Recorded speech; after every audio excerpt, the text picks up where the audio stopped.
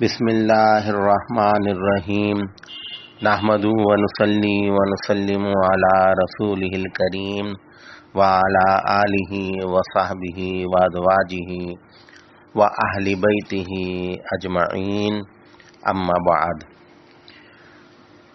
نبی کریم صلی اللہ تعالی علیہ وسلم نے ارشاد فرمایا، 5 چیزیں ایسی ہیں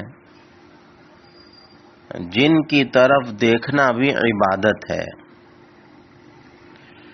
نمبر 1، قرآن کریم پہ نظر ڈالنا، قرآن کریم کو دیکھنا عبادت ہے۔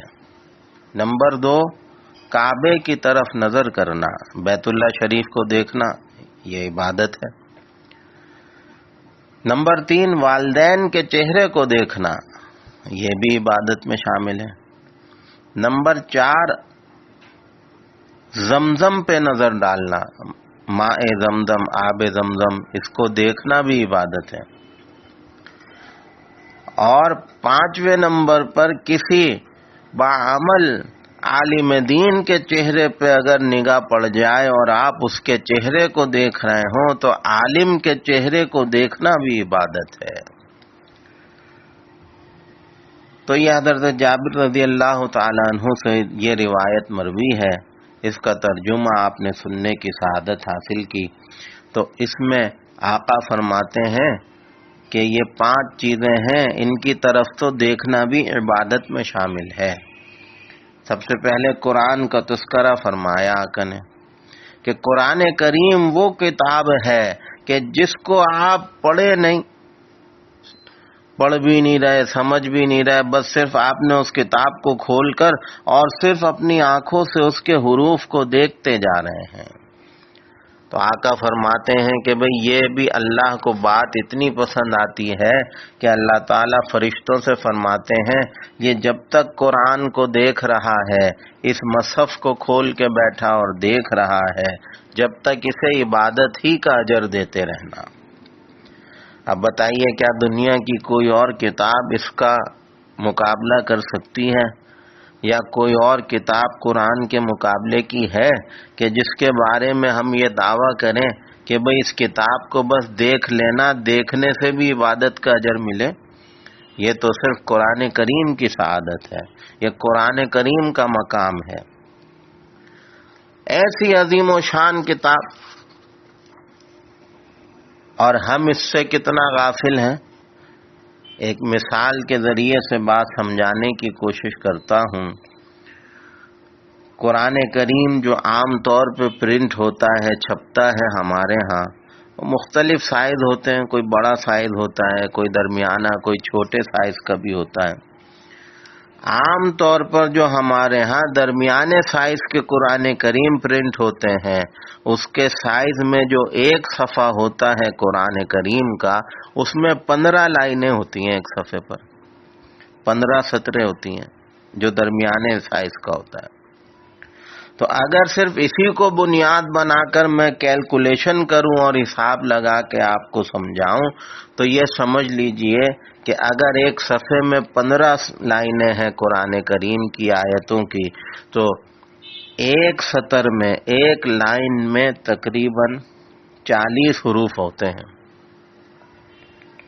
40 حروف ہوتے ہیں ایک سطر میں قرآن کریم کی ایک لائن میں، صفحے میں جو ایک لائن ہے اس میں 40 حروف ہیں۔ اور حدیث یہ بتاتی ہے کہ قرآن کریم کے ہر حرف پر ہمیں 10 نیکیاں ملتی ہیں۔ تو اگر ایک لائن میں 40 حروف ہیں، لکھے ہوئے ہیں، تو اس کو اگر 10 سے ہم ضرب دیں تو پتہ چلا ایک لائن پڑھنے پر 400 نیکیاں ملتی ہیں۔ اب ایک صفحے پہ اگر 15 لائنیں ہیں تو اب آپ 400 کو 15 سے ضرب دیں تو نتیجہ یہ نکلے گا کہ 6000 نیکیاں بن گئیں۔ یعنی 15 سطری اگر ایک صفحہ ہے اور آپ نے اس کی تلاوت کر لی تو اس ایک صفحے کی تلاوت پر 6000 نیکیاں جمع ہو گئیں۔ اب بتائیے یہ جو ایک صفحہ ہم پڑھیں گے قرآن کریم کی تلاوت کا، اس ایک صفحے کو پڑھنے میں کتنی کوئی محنت درکار ہے، کتنا کوئی ہمارا وقت لگ جائے گا۔ ماشاءاللہ جیسی ہماری تیز گام رفتار ہے، 5 منٹ لگیں گے، پورا صفحہ پڑھ لیں گے۔ تو اگر 5 منٹ کی محنت پر 6000 نیکیاں جمع ہو گئیں، تو اب مجھے ایمانداری سے بتائیے، جو اس قرآن کو سینے سے لگائے اور دن رات کا وظیفہ بنائے تو وہ کتنی نیکیاں اکٹھی کر لے گا؟ اب یہ بات ہے سوچنے کی ہے، لمحہ فکریہ ہے، یہ ایک سوال ہے جو میں امت سے کر رہا ہوں کہ یہ مجھے بتائیں کہ دن اور رات میں 24 گھنٹے ہوتے ہیں، 24 گھنٹے یعنی 1 گھنٹے میں 60 منٹ ہوتے ہیں۔ تو اگر 24 گھنٹے میں آپ منٹ کی کیلکولیشن کریں، حساب لگائیں، تو 24 گھنٹے میں 1440 منٹ بنتے ہیں۔ دن اور رات 24 گھنٹے کا، 24 گھنٹے میں اگر منٹوں کی تقسیم کریں تو 1440 منٹ کا دن اور رات یہ ایک بنتا ہے۔ تو اس 1440 منٹ میں کیا ہم 5 منٹ بھی اللہ کی کتاب کے لیے نہیں نکال سکتے؟ اب یہ سوال میرا آپ سب سے ہے، ہر شخص اپنے گریبان میں جھانکے اور اپنے ایمان کا جائزہ لے کہ میں کس درجے کا مسلمان ہوں۔ کیا میں 5 منٹ بھی اس عظیم کتاب کے لیے نہیں نکال سکتا؟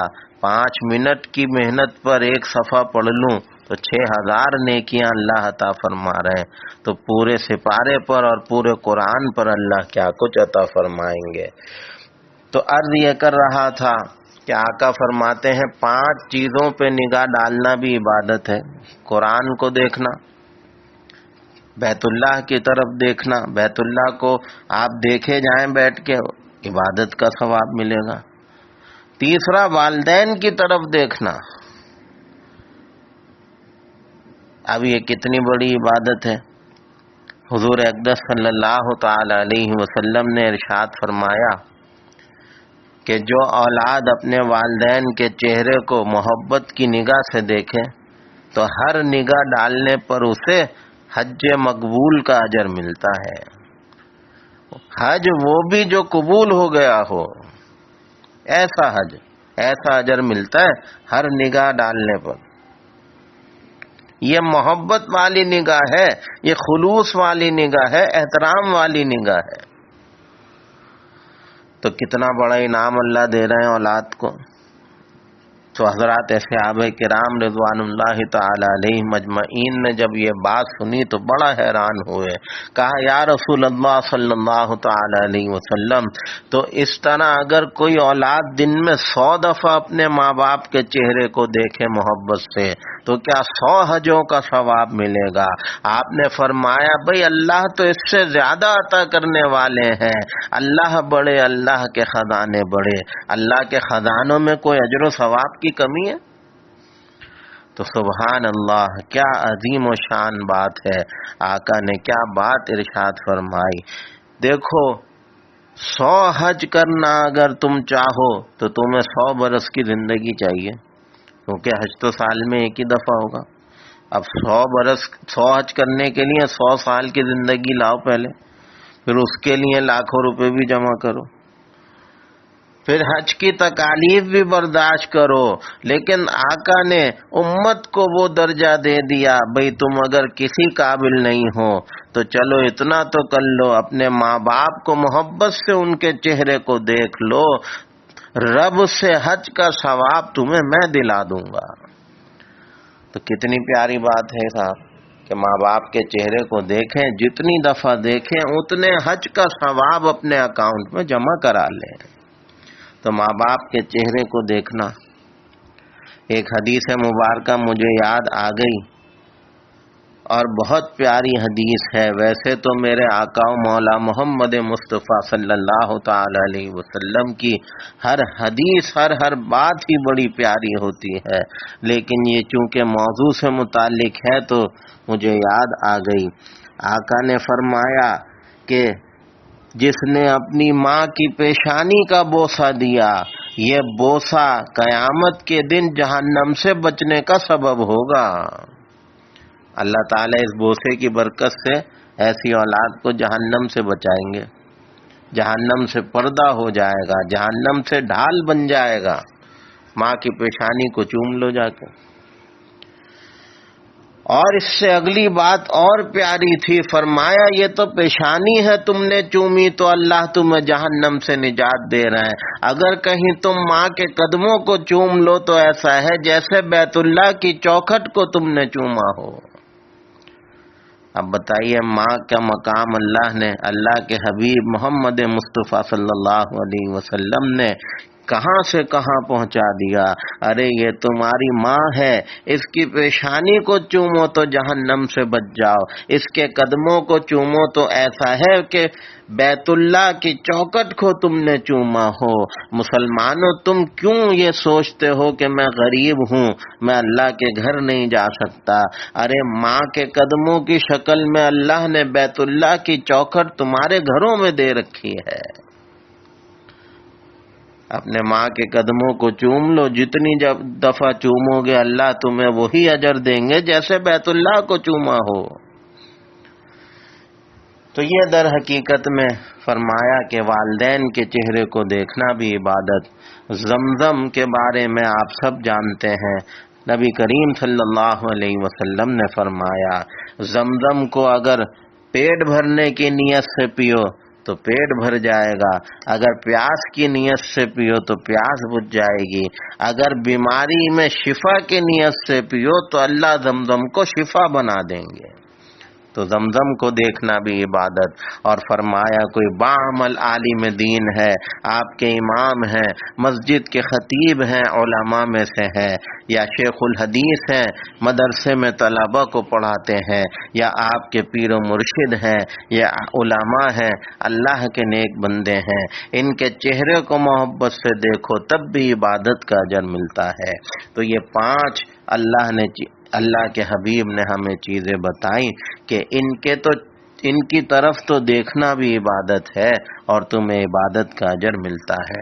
اللہ تعالیٰ ان باتوں کو صحیح معنی میں سمجھنے کی اور اس پر عمل کرنے کی پوری امت مصطفیٰ کو توفیق عطا فرمائے۔ وآخر دعوانا ان الحمد للہ رب العالمین۔